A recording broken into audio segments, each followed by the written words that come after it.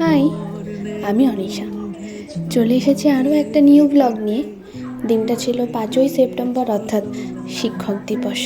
বিকাল বিকাল চলে গিয়েছিলাম দাদার বাড়িতে, যার কাছে এই কলেজ লাইফে 3টে বছর আমরা পড়েছি। এই দেখো, দাদাকে সবার আগে আমরা গিফটটা দিয়ে দিলাম। তারপরে ওখানে আমরা অনেকক্ষণ সময় কাটিয়েছি। এখন তো আর যাওয়া হয়ে ওঠে না, তাই এই দিনকে সবার সাথে দেখা করে খুব ভালো লাগলো। তারপরে দাদাকে গিফটটা দেখালাম কীভাবে কী সেট করতে হয় না হয়। তারপরে আমরা ফটো ভিডিও তুলে বাইরে গেছিলাম। দাদা আমাদের শিক্ষক দিবস উপলক্ষে হাতে টাকা দিয়ে দিয়েছিল, বলেছিল তোদের যা পছন্দ হয় তোরা কিনে খেয়ে নিবি।